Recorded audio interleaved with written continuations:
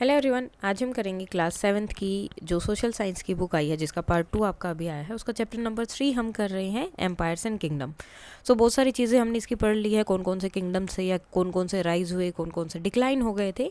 अब उन किंगडम के दौरान जो है किस तरह की सोशल लाइफ या पॉलिटिकल या जो चीज़ें चलती थी वो कैसी थी वो हम पढ़ रहे हैं। Social life during this period, Indian society grew more complex and hence cannot be reduced to a simple description. तो इस टाइम पे इंडियन सोसाइटी बहुत ज़्यादा कॉम्प्लेक्स हो गई थी और सिंपली डिस्क्रिप्शन में रिड्यूस नहीं की जा सकती। द ट्रेडिशनल जातीज, तो एक नई बिगनिंग हो गई थी, नई बिगनिंग अ सिटीजन स्टेट जो पार्ट 1 में हमने पढ़ा।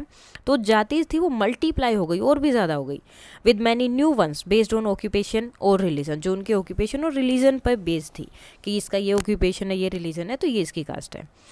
These created communities in which most people married within their group. अब इससे communities बन गई और वो अपनी ही communities या अपने ही group में शादी करते। Some local tribe, border population, foreign migrants and occupational और religious group were absorbed into the वर्ण जाति system. तो सब लोग जो है वर्ण जाति system का part बन गए। While some communities, लेकिन कुछ communities थी जैसे foreign traders remained as outsider, उन्हें जो है outsider ही बोला गया या वो outsider ही रहे। Much of the datas on the jatis come from text, तो मोस्टली टेक्स्ट से ही हमें मिलता है, some from inscription. But overall there are many gaps and unanswered question, लेकिन बहुत सारे गैप और अनआंसर्ड क्वेश्चन है जिनके बारे में हमें नहीं पता चलता। More over the system varied widely across region, तो ये सिस्टम जो है पूरे रीजन में बहुत फैला हुआ था। शोइंग दैट वर्ण एंड जाति वर फ्लेक्सिबल रादर देन रिजिड। अब इस टाइम तक जाति और वर्ण जो थे वो फ्लेक्सिबल थे, एकदम रिजिड नहीं थे कि यहाँ पैदे हुए तो यही है, आप जो काम कर रहे हैं उसके अकॉर्डिंग आपकी जाति डिसाइड होती थी। For instance several source indicate that the Pal, जो पालास थे और Kakatiyas whom we will meet in the next chapter, among other rulers, दूसरे रूलर्स की तरह वर ओरिजिनली शूद्र, ये शूद्र थे। अब ये शूद्र कौन सा वर्ण है? लेबर का, क्राफ्ट पर्सन का, etcetera. But in the course of time they would have been regarded as Kshatriya, लेकिन वो क्या बन गए? वो राजा बन गई तो उन्हें क्या बोला जाए? क्षत्रिय बोला गया, जो कि वर्ण है, जाति है किसकी? रूलर और वॉरियर्स की। At the same time their terms like अस्पर्श्य, यानी कि जिनको टच ही नहीं किया जाता, literally not to be touched, appeared in a few text, उनको भी जो है कुछ टेक्स्ट में अपीयर हुए, यानी कि बताया गया उनके बारे में। Pointing to discrimination against some communities regarded as impure, तो इससे क्या पता चलता है कि डिस्क्रिमिनेशन उस टाइम पे था कुछ कम्युनिटीज़ को लेकर जिसमें उन्हें इम्प्योर बोला जाता था कि उन्हें टच भी नहीं करना है।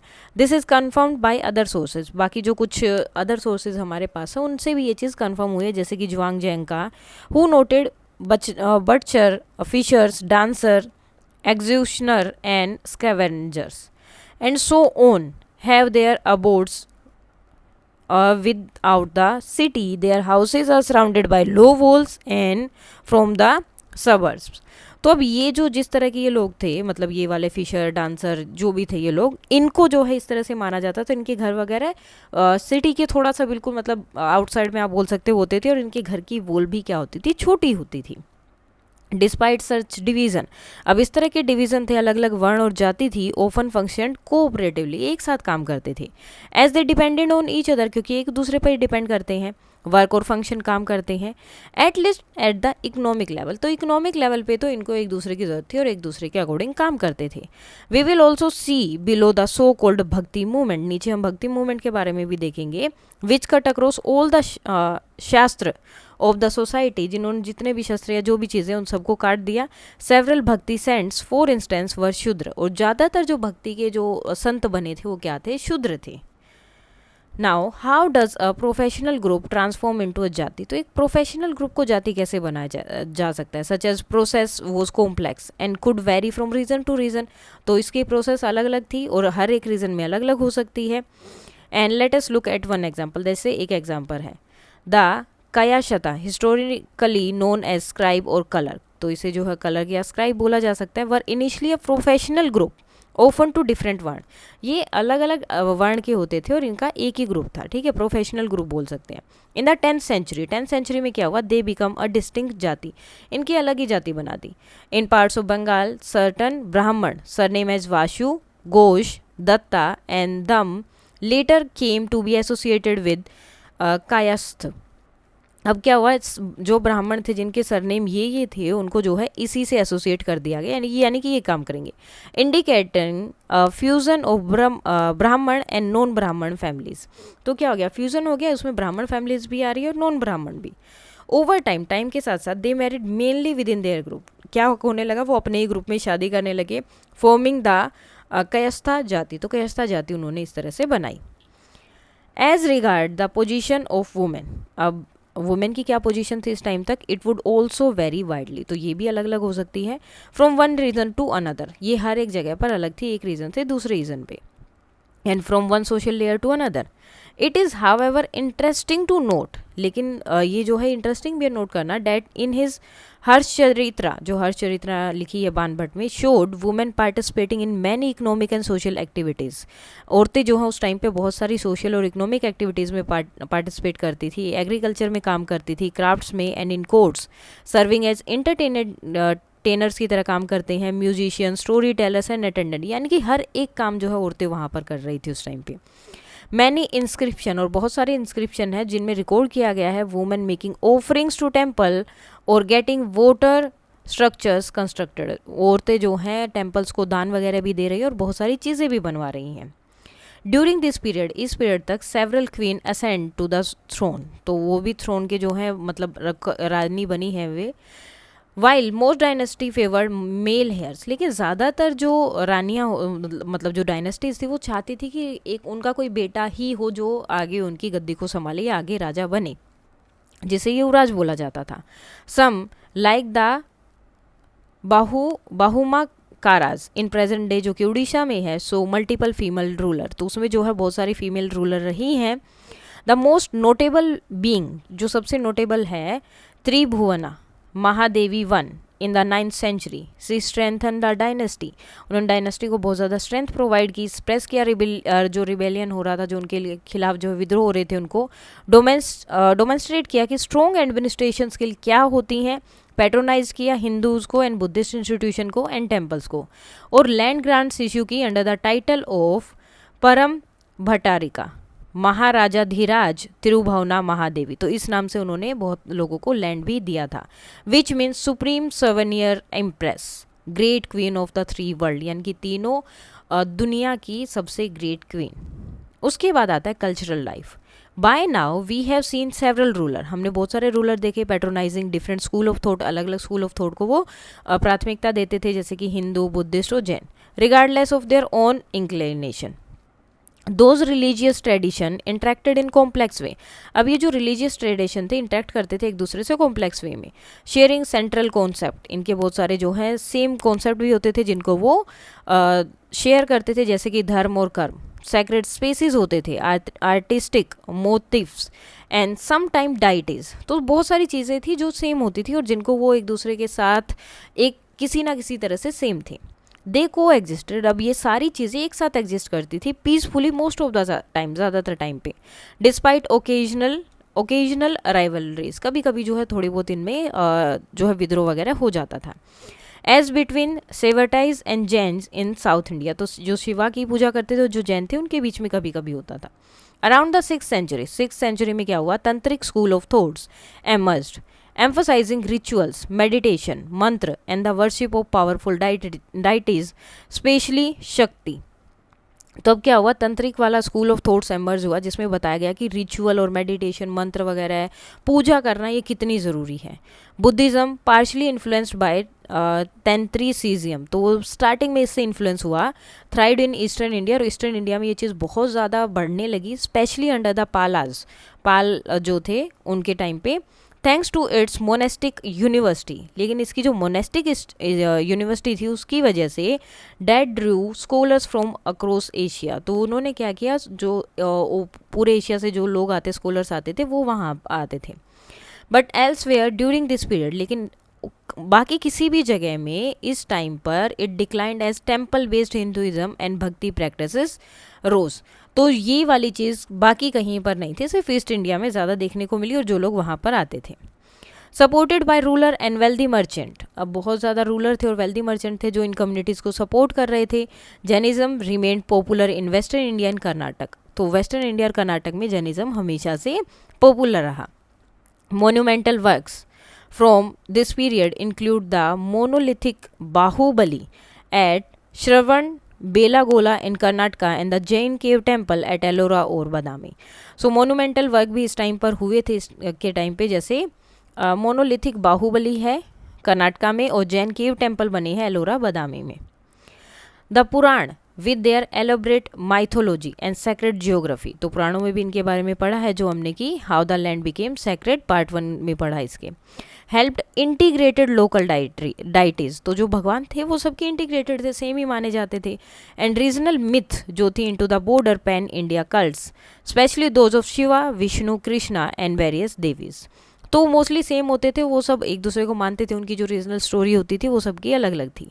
दीज ट्रेडिशन एम्फोसाइज, अब ये जो ट्रेडिशन थी एम्फोसाइज कर रहे थे भक्ति पर यानी कि पर्सनल डिवोशन पर, ओवर वैदिक सेक्रीफाइस. वैदिक सेक्रीफाइस को नहीं मान रहे थे. एंड सेंट्रल अलाउड टेम्पल मठ एंड पिलग्रिमेज साइट. और लोग सिर्फ जो है टेम्पल मठ और पिलग्रिमेज साइट्स उन्हीं पर जाकर जो है पूजा वगैरह करने लगे और उसी को ज़्यादा इंपॉर्टेंट मानने लगे. ये जो कर्नाटका में जो बाहुबली का है 2008, Bahubali is an revered Jain figure है depicted here is a meditation with lasted 12 years. Notice the ant hill behind him. इनके पीछे जो है एक एंट हिल होगी and the plant climbing around. और उनके पाँव के आसपास ये रहा, ठीक है, ये प्लांट क्लाइंब कर रहे हैं. तो उनका है कि वो 12 सालों से वो जो है वहाँ पर इसी तरह से पूजा कर रहे हैं या फिर अपने क्या बोला यहाँ पर मेडिटेशन कर रहे हैं. तो इस टाइम तक लोग जो है यहाँ मठ टेम्पल और इन साइट्स पे जाकर ज़्यादा चीज़ें करने लगे थे. From the 6th century onward, 6th century के बाद क्या हुआ, this tradition crystallised into what has been called the bhakti movement. तो यहाँ पर लोगों का क्या होगा 6th सेंचुरी के बाद भक्ति मूवमेंट में लोग जो है ज़्यादा जाने लगे. Bhakti as devotion addressed to a deity. Bhakti का मतलब है कि आप एक डाइटी को एड्रेस कर रहे हैं, उन्हीं की पूजा वगैरह कर रहे हैं. डिड एग्जिस्ट मच अर्लियर, इससे पहले भी एग्जिस्ट करती थी, but what took place now. लेकिन अब क्या हो गया था, rather than an organised movement was a massive spread among all layer of society. पहले क्या होता है, एक ऑर्गेनाइज मूवमेंट होता था, लेकिन अब क्या हो गया, एक मैसिव जो है पूरी जो सोसाइटी है लेयर की अक्रॉस इंडिया, पूरे इंडिया में ये फैल गया था. The initial spark came from the south. ज़्यादातर ये जो है स्टार्टिंग में साउथ से आया. वेयर 2 ग्रुप ऑफ डिवोटीज, जहाँ पर 2 ग्रुप जो थे डिवोटीज के एंड पोएट्स के, प्रोड्यूस्ड डिवोशनल लिटरेचर. तो उन्होंने जो है भगवान से रिलेटेड जो है लिटरेचर निकाला तमिल में, विच हैड एन एनमरस इम्पैक्ट, जिसका एक बहुत बड़ा इम्पैक्ट वहाँ पर हुआ था. The 12 Alvars devotees of Vishnu, one of them Andal was a women.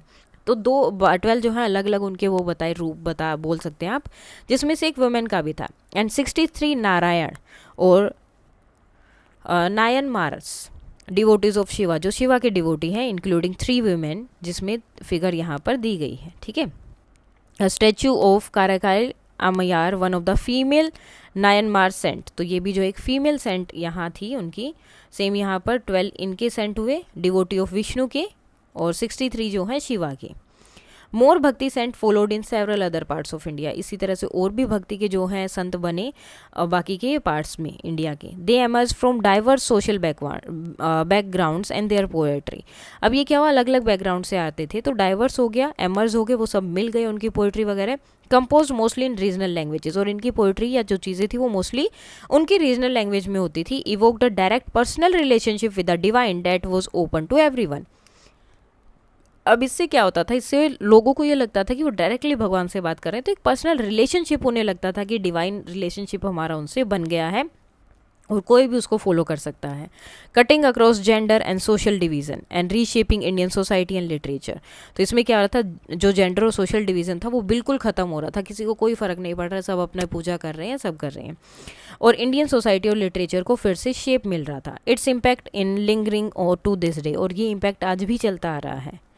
A galaxy of mathematicians and astronomers. अब इस तरह से भक्ति मूवमेंट तो चल रहा है, लेकिन एस्ट्रोनॉमर और मैथमेटिशियन भी बहुत से.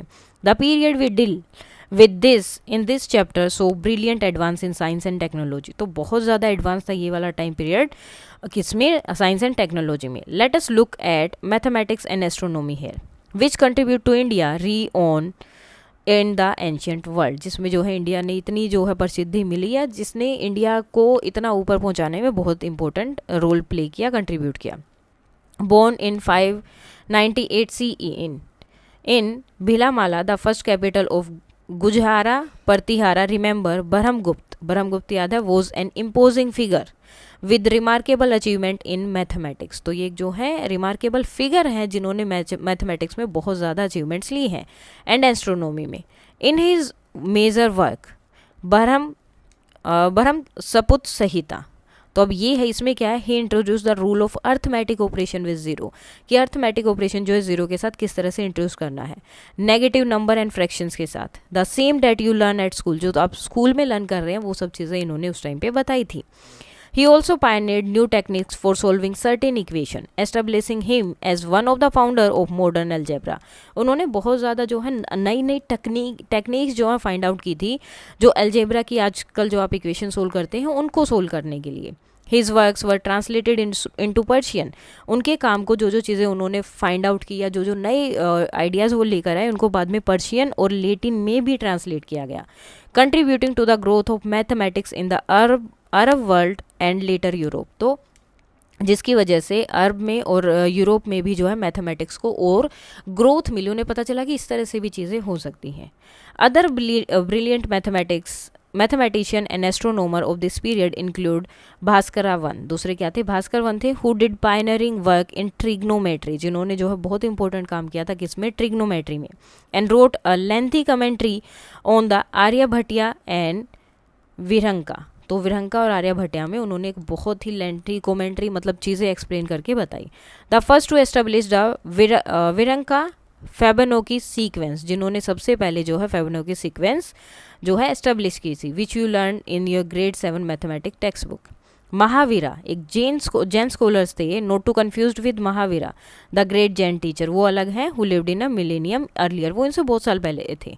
ये क्या एक जैन स्कॉलर हैं, lived at the court of राष्ट्रकूटों के कोर्ट में थे, king Amoghavarsha and Nripatunga, and authored the first work of mathematics independent of astronomy. तो मैथमेटिक का पहला वर्क इन्होंने किया। Except for him many mathematician, अब इनके साथ इनके अलावा भी बहुत सारे mathematician of this period refined astronomical calculation technique. तो इन्होंने जो है, जो एस्ट्रोनॉमी की कैलकुलेशन होती थी उनको बहुत ज़्यादा जो है रिफाइन कर दिया था, सही कर दिया था, particularly to predict the position of the planet in the sky at given time, ताकि जो प्लैनेट की पोजीशन है वो फाइंड आउट कर पाए, प्रिडिक्ट कर पाए किसी भी गिवन टाइम में।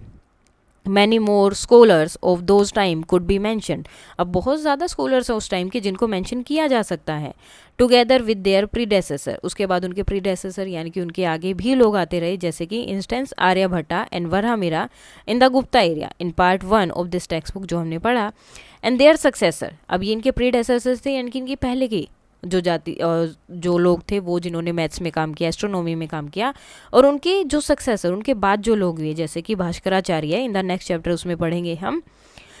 This constitute an unrivalled knowledge tradition across centuries, तो कोई भी इसमें राइवल नहीं था, कुछ नहीं था, सब लोग जो है नॉलेज के अकॉर्डिंग काम कर रहे थे। Motivated not only by a pure search for knowledge, ये लोग सिर्फ मोटिवेट नहीं थे कि उन्हें नॉलेज चाहिए, but also by pragmatic objectives such as preparation of reliable calendars और precious prediction of solar and lunar eclipse, बल्कि उनकी जो प्रिडिक्शन होती थी वो इस तरह से ऑब्जेक्टिव के साथ उन्होंने प्रिपरेशन ऐसे की थी कि वो कैलेंडर रिलायबल बना सकते थे, और उनकी जो प्रिडिक्शन थी वो बहुत ही प्रिसाइज होती थी सोलर और लोनार इक्लिप्स को लेकर।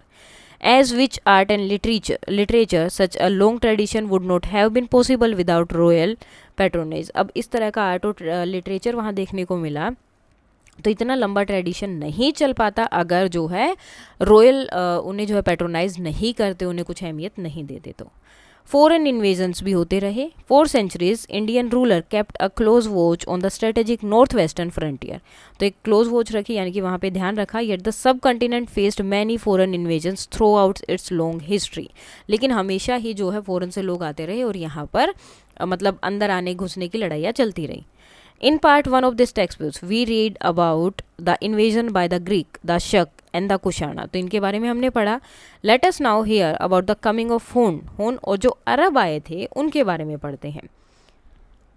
ये विक्ट्री पिलर है of Aulikara king Yashodharma at Mandsaur. Only the lower portion of the pillar of on the left remain standing. अब देखो इसका एक ही पार्ट बचा हुआ, ठीक है। Inscription on the pillar commemorate his victory over a Huna leader, यानी कि जो हुन आए थे उनको उन्होंने जीता था, उसके बाद ये उन्होंने बनवाए थे। अब हुन का क्या चैलेंज था, we need to go back a little in time, तो उनके बारे में पढ़ने के लिए हमें थोड़ा सा पीछे जाना पड़ेगा। The Huns were nomadic people, यानी कि इधर उधर घूमते रहते थे, originated from central Asia in the 4th century with their horse riding and archery skills and lightning fast attacks they were fierce conquerors and overcome much of Europe until a century later their empire disintegrated।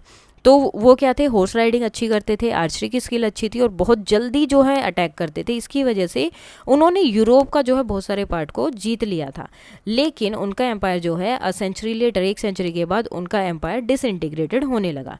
The Hun mentioned in Indian literature are thought to have been a branch of the Huns. तो जो Huns जो Indian literature में mention किए जाते हैं वो एक branch है हुन्स की। They played a part in weakening the mighty Gupta empire, उन्होंने जो है गुप्ता एम्पायर को वीक करने में बहुत इंपॉर्टेंट रोल प्ले किया, as we saw in part 1 of this textbook, but could not affect India much at that time. लेकिन India को ज़्यादा अफेक्ट नहीं कर पाए, लेकिन गुप्ता एम्पायर को इन्होंने वीक कर दिया था। In the early 6th century two Hona leaders in succession pushed deep into the Ganga plain despite stiff resistance from several kings। अब वो क्या हो गए, गंगा प्लेन तक आ गए थे, बहुत सारे राजाओं ने उन्हें जो रोकने की कोशिश की लेकिन वो नहीं कर पाए। Until they were defeated by the king of Aulikara dynasty whose capital was Dashapura. और कब तक वो आगे आते रहे, जब तक कि उन्हें ओलिकारा डायनेस्टी के जो राजा थे जिनकी कैपिटल क्या थी, दशापुरा, उन्होंने जब तक उन्हें नहीं हरा दिया तो वो गंगा प्लेन तक आगे चलते आ रहे थे।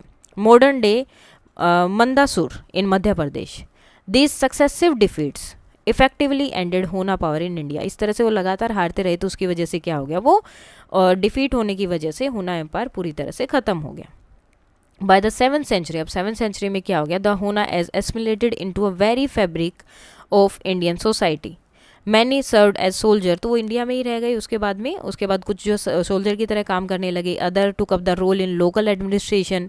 वन इंस्क्रिप्शन, जैसे कि एक इंस्क्रिप्शन में इंस्टांस बताया गया है, रिकॉर्ड है होना serving on a temple administration council, जो क्या कर रहा है, एक टेम्पल एडमिनिस्ट्रेशन काउंसिल में काम कर रहे हैं। They are adopted Sanskrit and Prakrit, उन्होंने संस्कृत और प्राकृत को अडोप्ट भी कर लिया for their inscription and used Gupta style royal titles, और गुप्ता के स्टाइल के जो टाइटल्स होते थे वो यूज़ करने लगे, कॉइन डिज़ाइन यूज़ करने लगे और रिलीजियस सिंबल यूज़ करने लगे। सम ऑफ देयर कॉइन, अब उनके कुछ कॉइन है, for instance displayed the गोडेस Lakshmi, वो गोडेस लक्ष्मी को जो है शो करते हैं, and attributes of Vishnu and Shiva, Shiva और विष्णु के जो एट्रीब्यूट्स हैं या उनकी चीज़ें हैं वो दिखाते हैं। अ कॉइन ऑफ द होना तोरा माना विद हिज नेम टोरा, तो उनके नाम के साथ ये लिखा गया है in Brahmi script. And right में जो कॉइन है, coin of the Gupta empire of Skanda Gupta, ये वाला जो है सकंद गुप्त का है और ये जो है उनका है, हुनों का। सो अभी हमने जो क्वेश्चन देखे थे, जो कॉइन देखे हैं, what detail do you observe in this coin, तो इन कॉइन्स में आपने क्या जो है डिटेल्स देखी। So both coin shows the profile of the ruler, जो रूलर फेस है उनका एक साइड पे दिखाई दे रहा है। On the other side there are symbol and designs such as a wheel और a decorative mark. The coin of Toramana also has his name Tora written in Brahmi script. Why do the coins of Tora Mana and Sakand Gupta appears to be similar? So the coin looks similar because the Hona ruler जो है adopt किया था Gupta style को coin making के लिए। They copied the design को copy किया, shape को and symbol of Gupta's coin to show power and legitimacy। By doing so इससे क्या हुआ, तोरा माना wanted to look like, वो जो है एक राइटफुल इंडियन किंग की तरह दिखना चाहते थे जैसे कि Gupta's. What conclusion can you draw? So these coins show that the coin design was a way of showing authority, तो वो अथॉरिटी दिखाने का एक तरीका था। फॉरेन रूलर्स जो थे like the Huna used local Indian cultural symbol to gain acceptance, ताकि लोगों ने एक्सेप्ट कर ले। They wanted people to believe that they were proper ruler not outsider.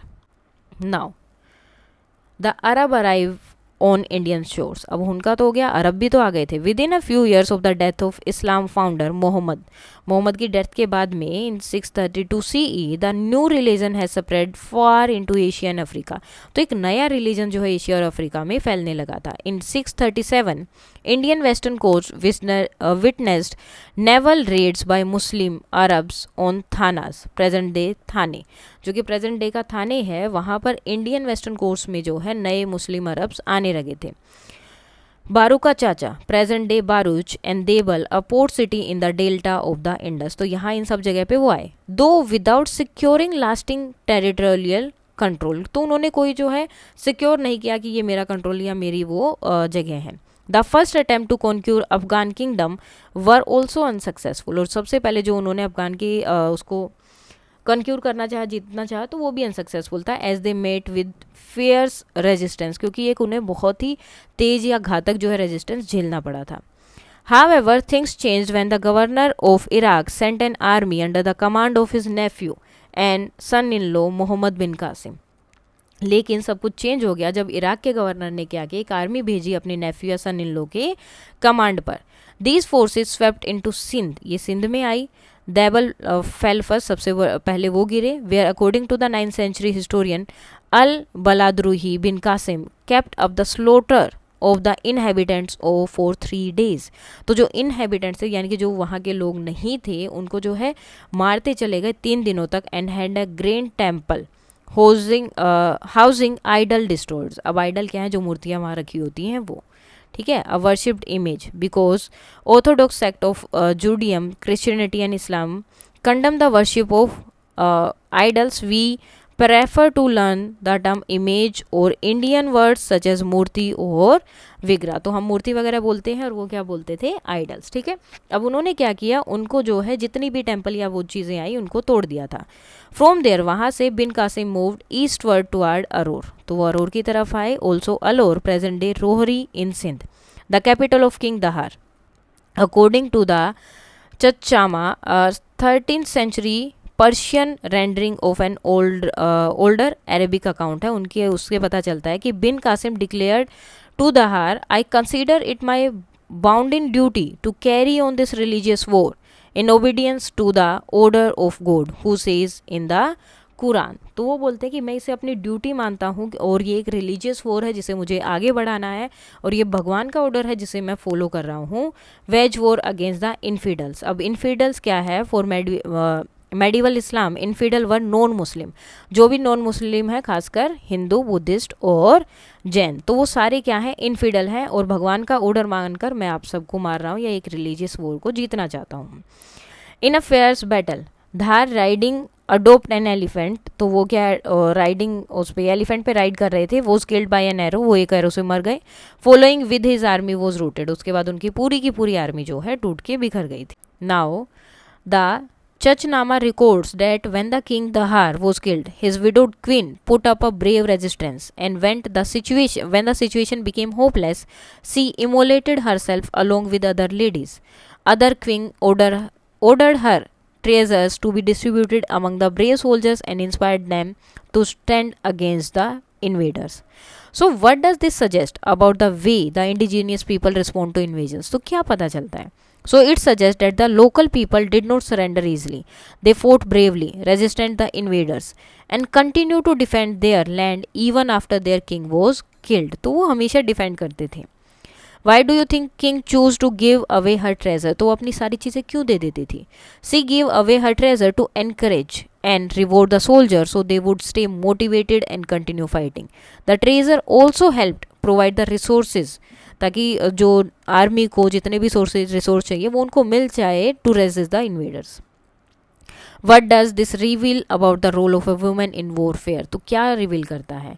It shows that women were not passive और weak, they took leadership roles, guided soldiers, inspired them and made sacrifice for their kingdom. Women played an active and courageous part during this time of war. तो हमेशा एक बहुत ही active और important part वो यहाँ पर प्ले करते थे।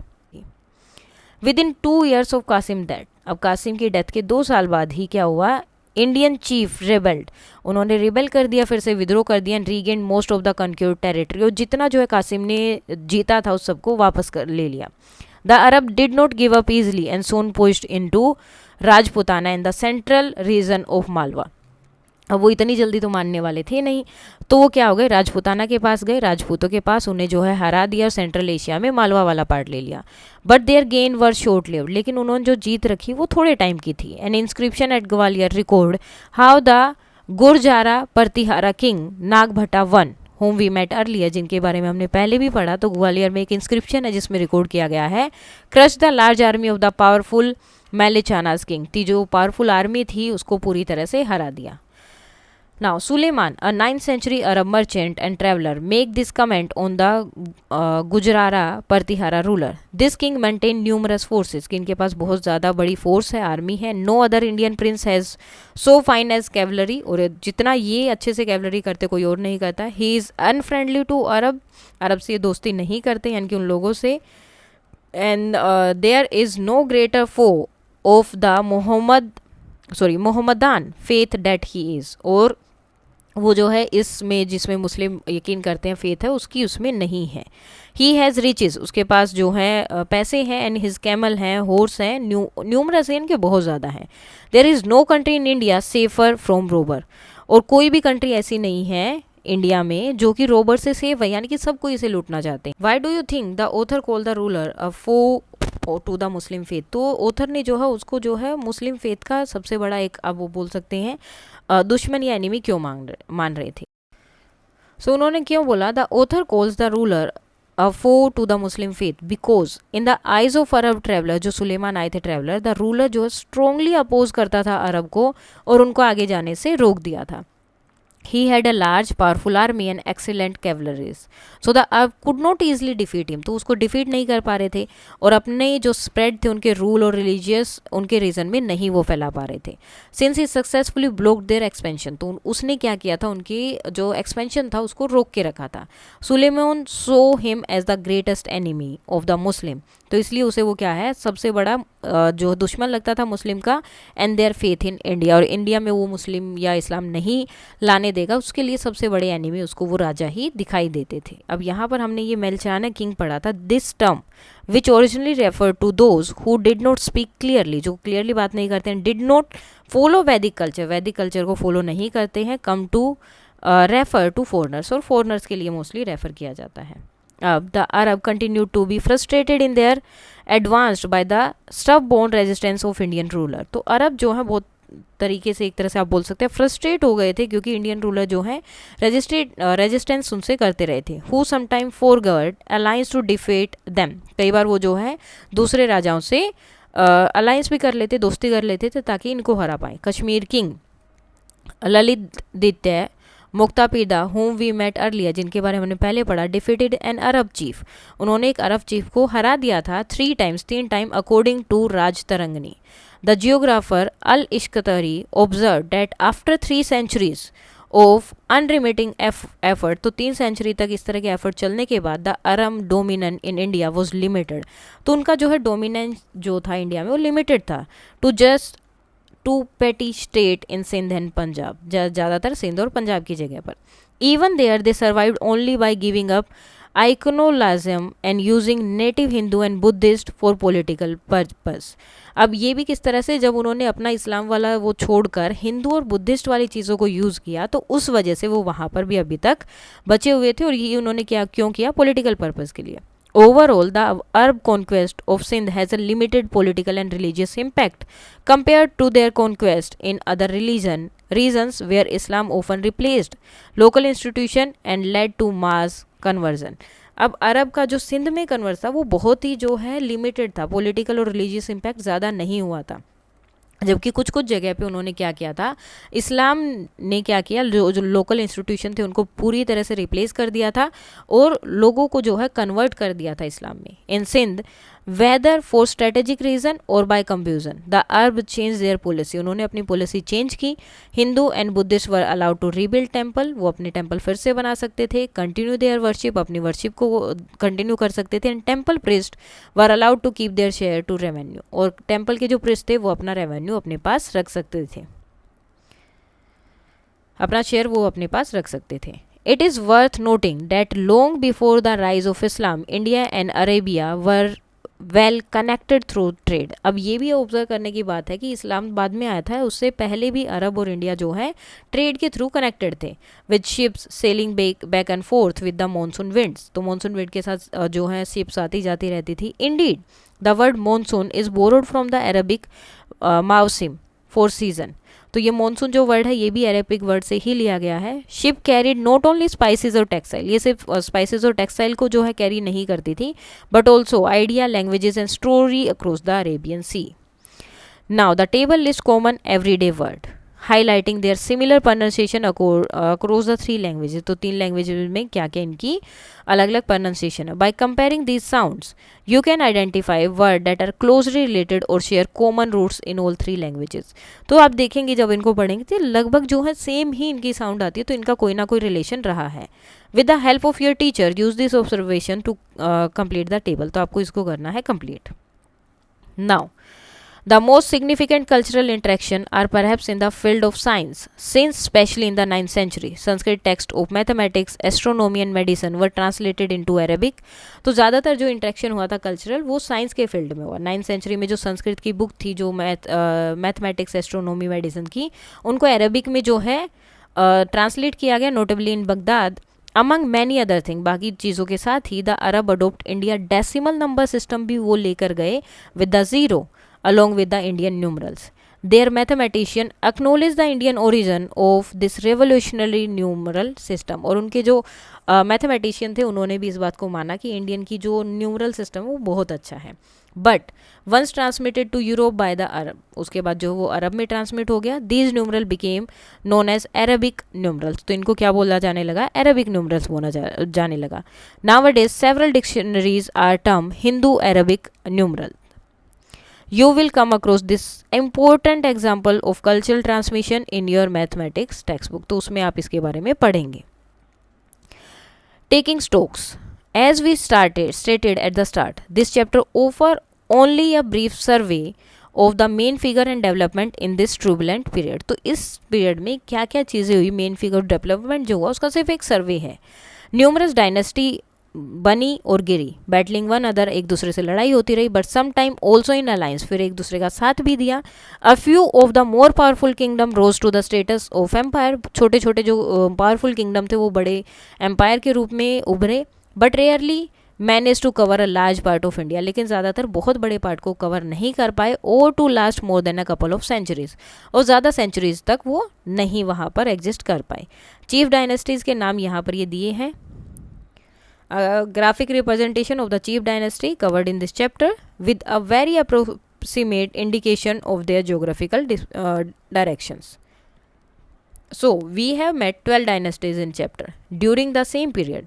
Many more exist, और भी थी जो है एग्जिस्ट किए। द भंजास, छपास या Chavadas, Guhilas, Kalachuri, Kadambas and Maitrakas, Muktihara, Saindhavas, Shilahara, Somavamshis, Tomaras, Utpalas, Paramaras, Chahamanas, Gangas, most of them with several branches. तो इस तरह से बहुत सारी है। You need not remember them, आपको इनको याद करने की ज़रूरत नहीं है, इनके बारे में नेक्स्ट चैप्टर में पढ़ेंगे। The list is merely to give a sense of depth and richness of our country's history. ये जो इतनी सारी डायनेस्टीज बताई गई है, तो इससे सिर्फ ये इसलिए कि कितनी जो है गहरी और हमारी कंट्री की जो हिस्ट्री है कितनी दूर तक जा रही है, कितनी ज़्यादा है। At the same time, this was a period of transformation and regional consolidation. Far from being a historical void, it witnessed the dynamic integration of new social and political groups, the flourishing of literature in Sanskrit and regional languages, and major advance in temple architectures and sculpture। So same time पर, इसी time period में क्या हो रहा था, transformation भी हो रहा था, रीजनल कंसोलिडेशन भी थे, और इस तरह से जो हिस्टोरिकल जो वर्ड था इनकी बिल्कुल खाली हो रहा था, मतलब वो चीज़ें अलग थी। एक डायनामिक इंटीग्रेशन हुआ नए सोशल और पॉलिटिकल ग्रुप के बीच में, और लिटरेचर और जो संस्कृत का था और रीजनल लैंग्वेज का वो बहुत फ्लरिश हो रहा था, बढ़ रहा था। और टेम्पल आर्किटेक्चर, स्कल्पचर में जो है बहुत अच्छी अच्छी चीज़ें बन रही थी। नए philosophical school of thought and new religious practices जो हैं फैल रही थी।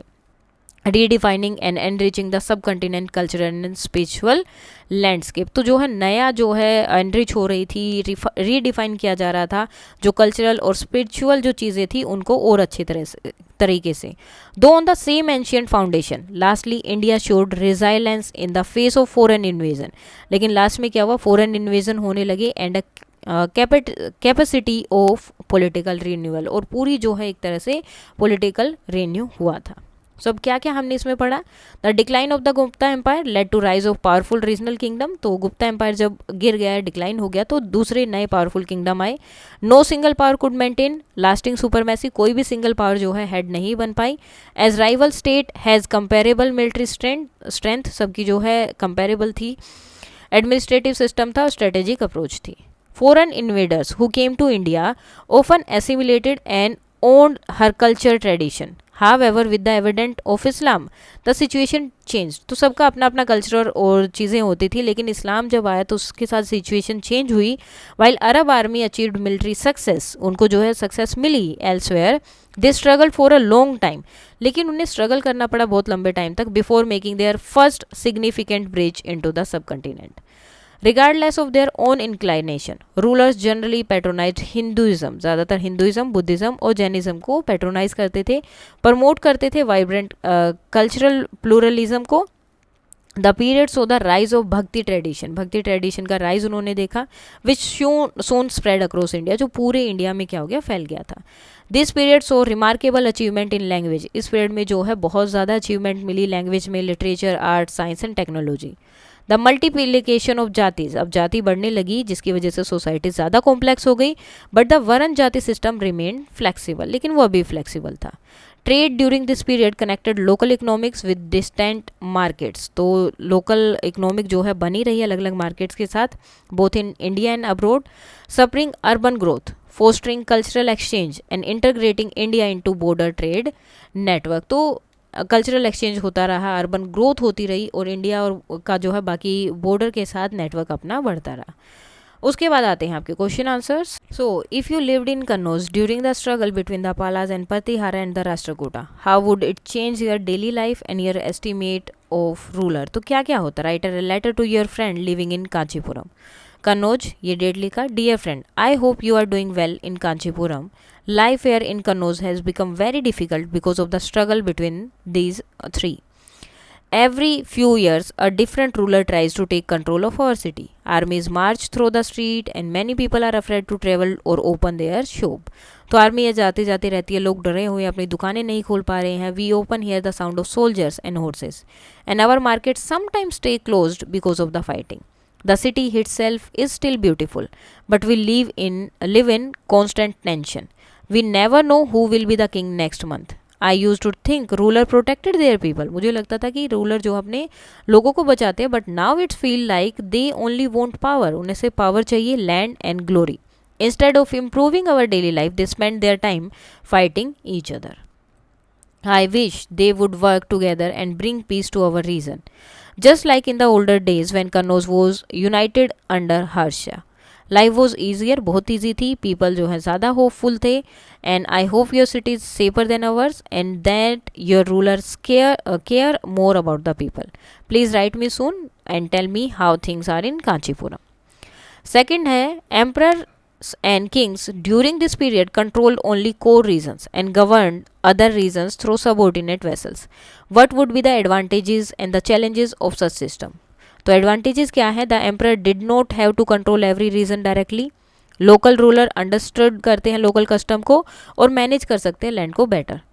It made the empire easier to expand, वो अपने एम्पायर को ईजिली एक्सपेंड कर सकते हैं because the empire shared responsibility. Challenges क्या क्या है, सबऑर्डिनेट रूलर जो है पावरफुल हो सकते हैं और रिबेल कर सकते हैं. लोकल रूलर जो है sometime did not follow the order, वो फॉलो नहीं करेंगे और टैक्स नहीं पे करेंगे. Communication between the emperor and distant region was slow which cause delays and conflicts. So in what ways, question number 3, in what ways were the invasion of the Hunas and the Arab different in their aims? तो किस तरह से वो अलग था, method and impact of the Indian subcontinent. So the invasion of the Hunas जो कि 5th and 6th century में हुआ and the Arab का 7th century in India differed in their aims, method and impact.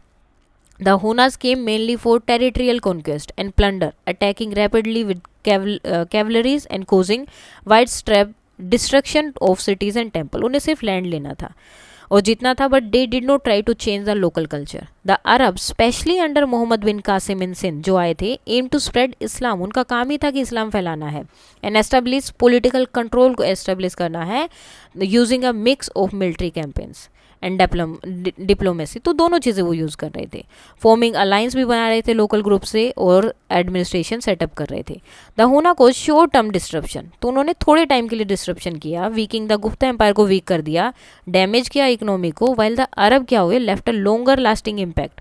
Political control की वजह से उनका impact ज़्यादा हो गया, trade and spread of Islam. In short हुना वर मेनली डिस्ट्रक्टिव कॉन्क्योर, वो सिर्फ जीतने के लिए आए थे, जो कि अरब थे वो कंबाइंड कॉन्क्योर्स थे, एडमिनिस्ट्रेटर और कल्चरल इंटीग्रेशन दोनों वो करके गए, creating lasting changing in north west India. Now imagine you are a common citizen watching the Prayag assembly. How would you react to Harsa's giving away most of his wealth? So, if I saw Harsa giving away his wealth at the Prayag assembly, I would feel impressed and proud that my ruler was so generous. It would show that he cared for the poor and wanted to share his power and success. I would think of him as a kind and noble king who believed in helping others rather than keeping riches only for himself. तो एक तरह से अच्छा ही लगता है कि वो लोगों की मदद कर रहे हैं और राजा का यही काम होता है।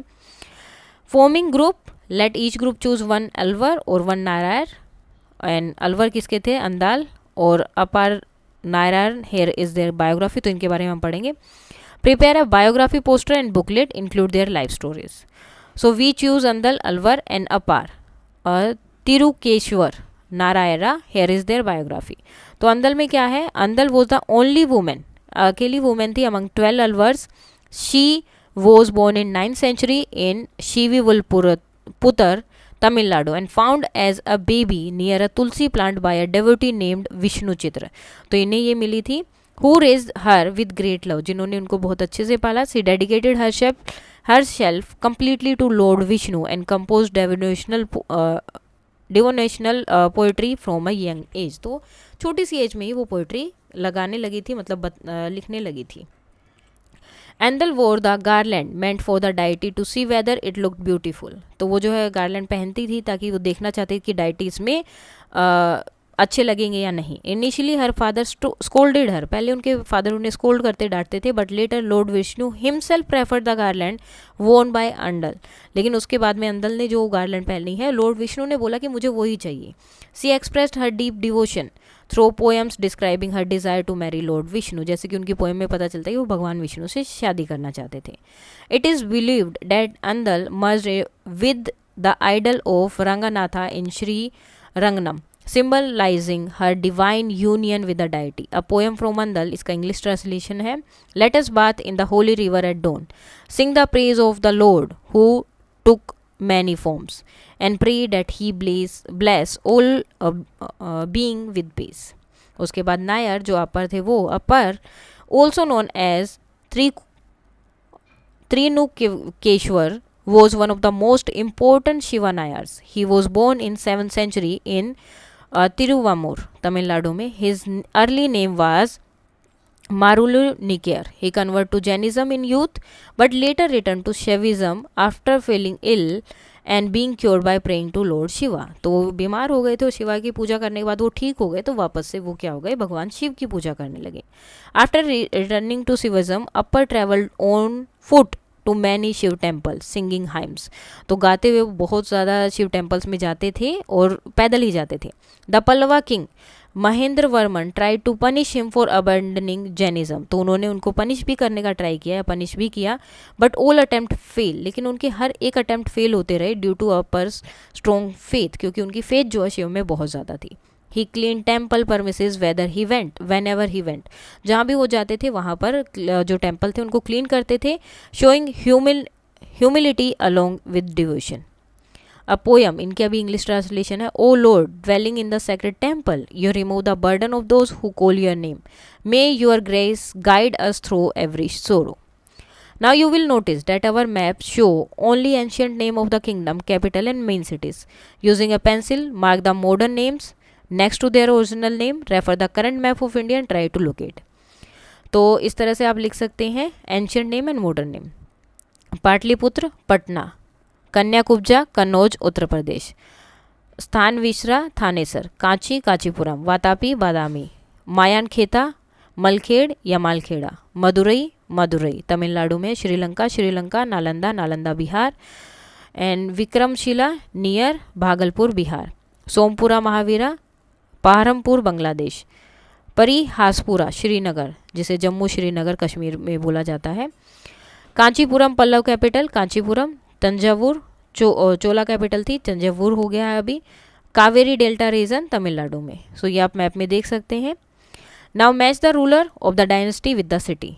तो राष्ट्रकूटा मानकेटा, गुजारा परिहारा उज्जैनी, चोलास तंजावुर, हर्षवर्धना कायनक भजा यानी कि कन्नौज, और पल्लवा की कांची। सो इसके साथ ही आपके क्वेश्चन आंसर सब कुछ हो गया कंप्लीट। कोई डाउट है तो आप बता सकते हैं। That's all for today and please like share and subscribe. Thank you.